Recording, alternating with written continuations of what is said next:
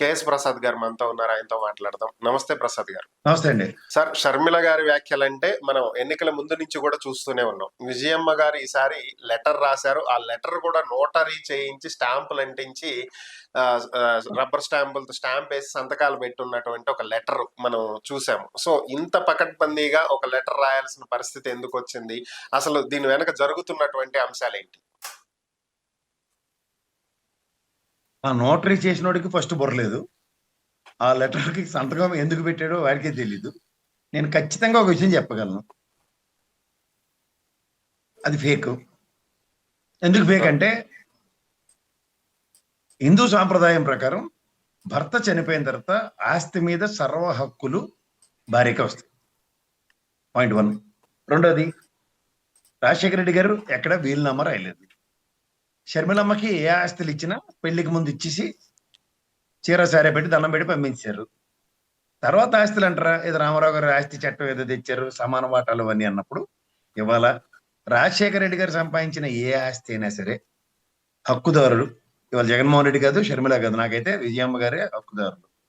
ఆవిడ ఏ ఆస్తులు రాజశేఖర రెడ్డి గారు ఉన్నారో ఒక పెన్ను కాగితం తీసుకుని ఆవిడకి నచ్చిన వాళ్ళకి రాసేవచ్చు.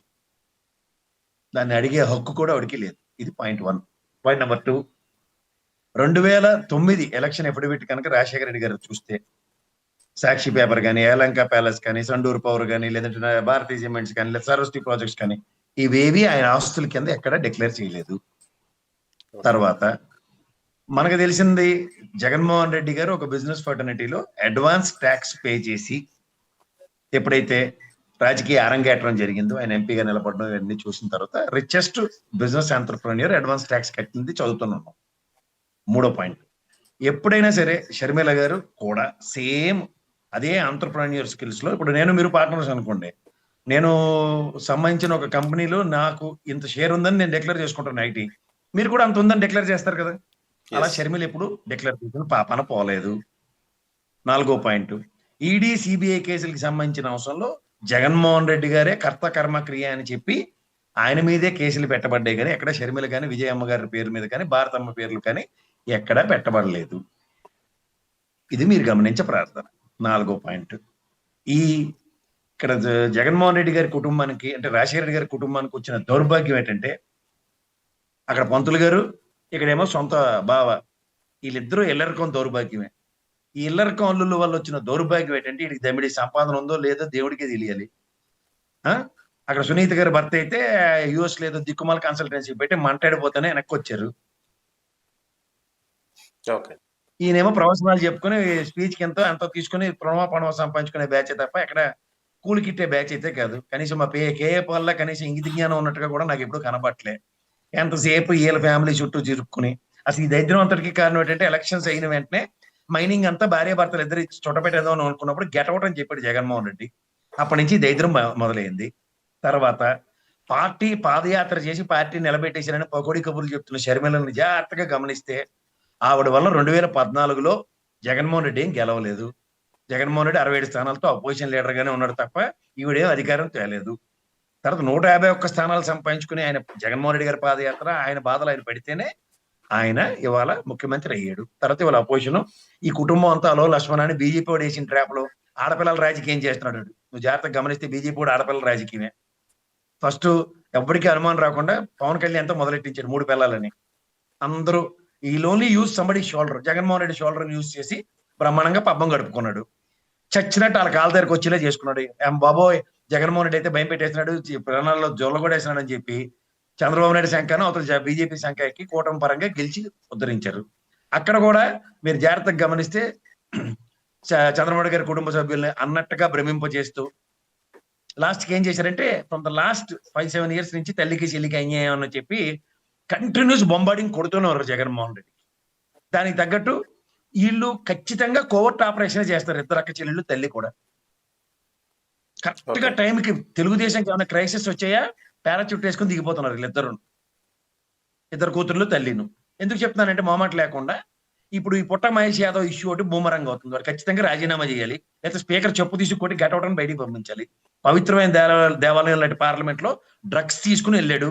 ఎందుకంటే ముందు రోజు దొరికాడు, డ్రగ్స్ బ్లడ్ శాంపిల్స్ లో ఉన్నాయని చెప్పగానే తెల్లారి పార్లమెంట్ అని స్టేషన్ బెయిల్ తీసుకుని పోయాడు. పార్లమెంట్ లో కూర్చున్నాడు. దేవాలయం ఇంకా మందు డ్రగ్స్ తీసుకుని వెళ్తారంటే వాడు చేసింది ఫండమెంటల్ బ్లండర్, ఒప్పుకొని తీరాలి. ఆ ఇష్యూ డైవర్ట్ అవ్వాలి. ఈ తిరుమల లడ్డు హెరిటేజ్ కి అప్పనంగా మొన్న ఇచ్చిన ఇన్సెంటివ్స్ తో కూడిన ల్యాండ్లు ఇవన్నీ బూమరాంగ్ అవుతున్నాయి. వీటి మీద ఎక్కడైనా సైడ్ ట్రాక్ పెట్టాలంటే సునీతని తీసుకొచ్చారు మళ్ళీ ఫస్ట్ ప్రయారిటీ. ఏది వీళ్ళకి వ్యవస్థల మీద, అవతల కోర్టుల మీద కానీ, అంటే సుప్రీంకోర్టు మీద, సిబిఐ లాంటి అత్యున్నత ఇన్వెస్టిగేషన్ అథారిటీ మీద వీళ్ళకి నమ్మకాలు ఉండవు. ఆ తపేలా ఛానల్లో కూర్చుని అలో లక్ష్మణ అని ఏడుపు, సునీతమ్మ ఇన్వెస్టిగేషన్ ఈ కోణంలో చేయాలి, ఆ కోణంలో చేయాలి. కానీ ఈవిడ చేసిన తప్పులు మాత్రం ఏడు చెప్పదు. ఏది ఆ ఇంటి గడి బద్దలు కొట్టి లోపలికి వచ్చి ఎవడైతే మర్డర్ చేశాడు, తర్వాత ఈ ఆయన ఏమో లెటర్ దాచమంది, రాజశేఖర్ ఏమో లెటర్ దాచమంది సునీల్ గడికి చెప్పి, దస్తగిరి గడికి ఏమో ఏటన్నది విషయం ఎవరికి చెప్పరు. మీకు తెలుసా ఆంధ్రప్రదేశ్ లో అంబానీ లాంటి అపర కుబేరుడు ఉన్నాడు, ఎవడో తెలుసా మీకు? తెలుసా సార్? తెలుసా తెలీదా? తెలీదు. దస్తగిరి గడు. ఎందుకంటే రిచెస్ట్ లాయర్ లోద్రా గాడు. లోద్రా అని ఎవడన్నా లాయర్ కింద పెట్టుకుంటే అంబానీ లాంటి కదా. లోద్రా దౌర్భాగ్యం మీకు చెప్పనా, సుప్రీంకోర్టు రేపేపడో గల్లప్పటి లేపితే చూడండి ఎలాగుంటుందో. ఎందుకంటే సునీతకి మా నాన్నని చంపిన అంత కూడా ఎవడో పట్టుకోండి అని సునీత్ తరపున వాదిస్తాడు లోద్రా.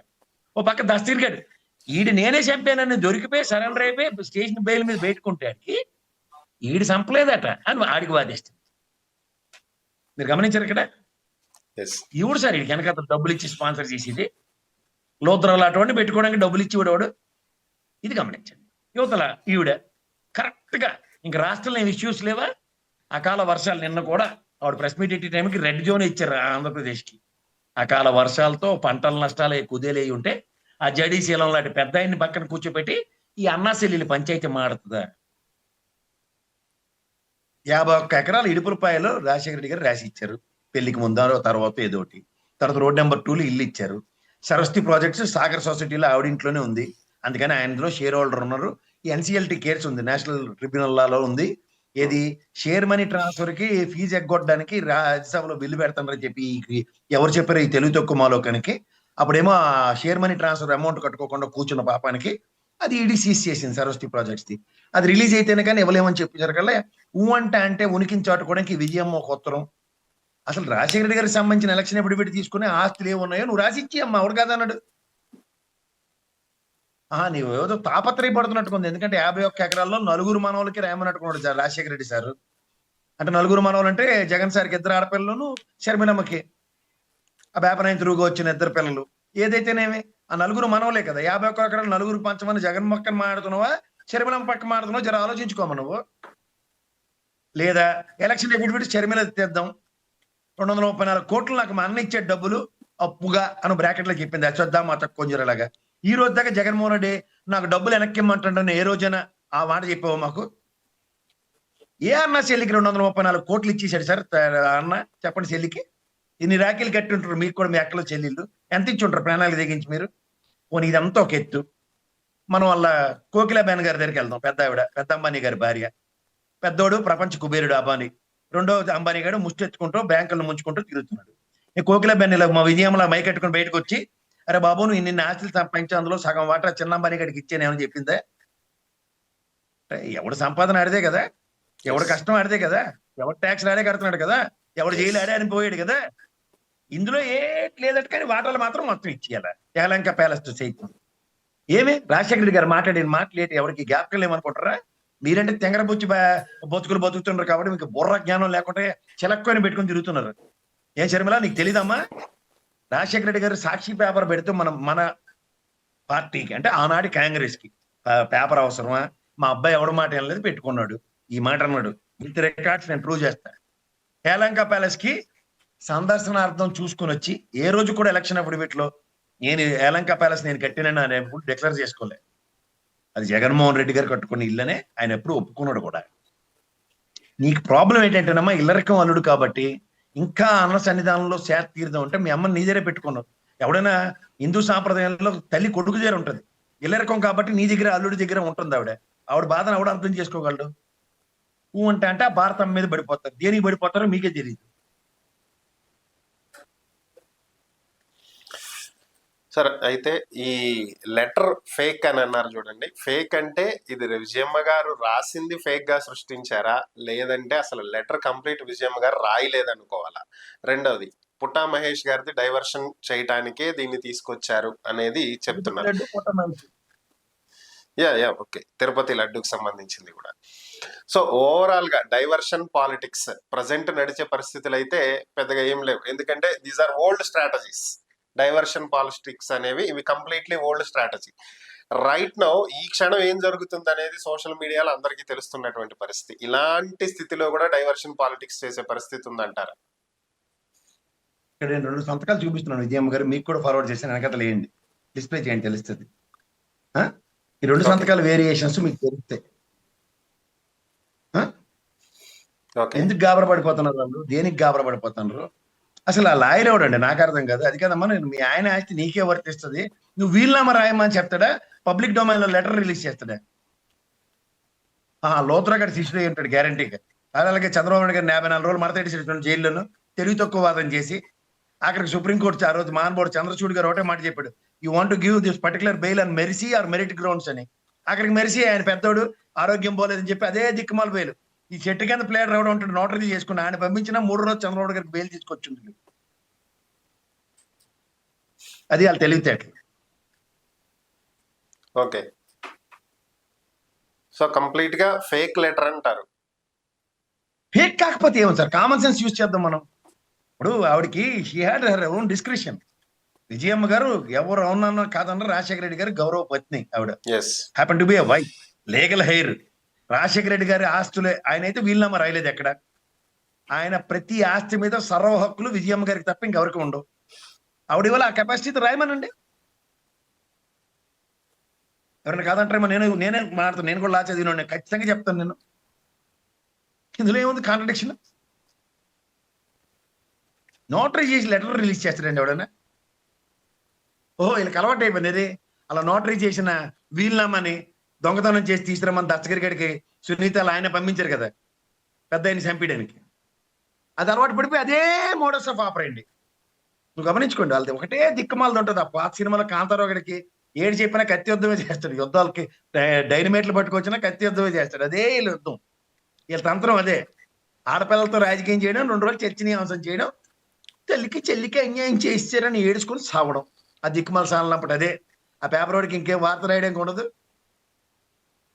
ఆ ఛానల్లో డిబేట్లు ఇవి తప్ప ఇంకేం ఉండదు.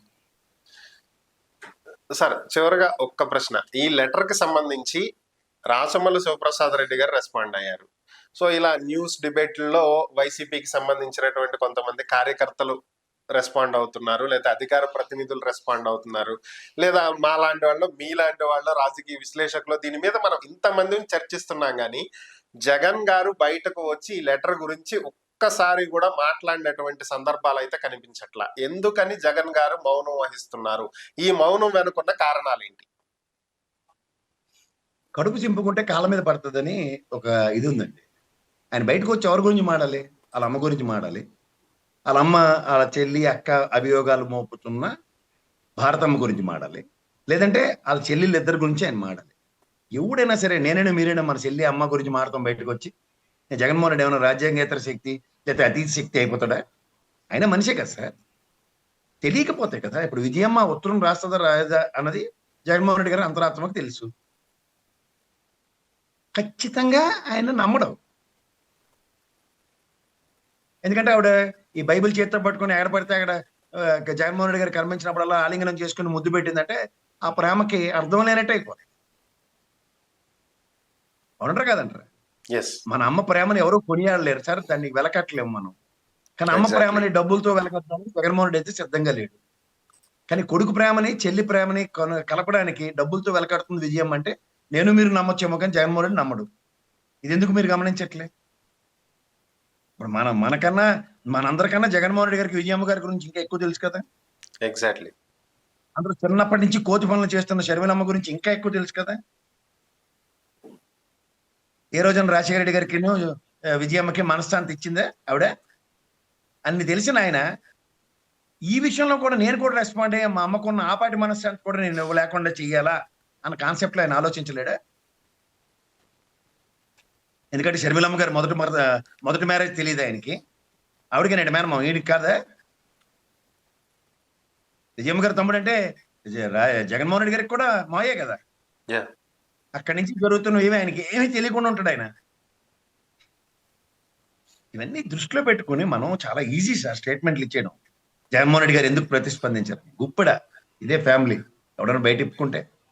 ఇప్పుడు షర్మిలకు ఒక పిచ్చి పని చేసిందని చెప్పి అదే పిచ్చి పని ఎంటైర్ ఫ్యామిలీ చేస్తారు. ఎందుకు రాజశేఖర రెడ్డి గారి సిస్టర్స్ ఉన్నారు, విమలమ్మ గారు అలాంటి పెద్దవాళ్ళు ఏం మాడుతున్నారు ఆడపిల్లలు ఇద్దరు గురించి? వీళ్ళకి బుర్ర పోయిందనే విషయమే మాడుతున్నారు కదా. తెలివి ఉండే పని చేస్తున్నారా, తెలివి తక్కువ పనులు చేస్తున్నారా అన్న కోణంలోనే మాడుతున్నారు తప్ప వీళ్ళకేమి మెచ్చి మేకతో లేయట్లేదు కదా వాళ్ళు. ఎస్ అంత దాకా ఎందుకు సార్? మనమే మనకున్నంత చిన్న బుర్రతోనే మనం చెప్తున్నాం విజయమ్మ గారికి ఉన్న కెపాసిటీ. పోనీ ఇప్పుడు ఈ వివేకం సార్ లాగా ఆయనకి ఏమి ఇబ్బంది లేదు కదా విజయమ్మ గారికి. ఆయన ఇబ్బంది పెట్టినట్టుగా విజయమ్మని ఇబ్బంది పెట్టలేదు కదా, వాళ్ళ దగ్గరే ఉంది కదా ఆవిడ. ఇంట్లో Yes. కూర్చొని వీళ్ళమ్మ రాసియమ్మ నా పేరు మీద అంటే కాదంటది ఆవిడ. రాసిమ్మనండి. దాని మీద జగన్మోహన్ రెడ్డి గారు ఏమైనా ప్రతిస్పందిస్తే అప్పుడు మాడదాం. Okay okay thank you Prasad గారు. ఈ అంశాల మీద మీ విశ్లేషణ అందించినందుకు ధన్యవాదాలు.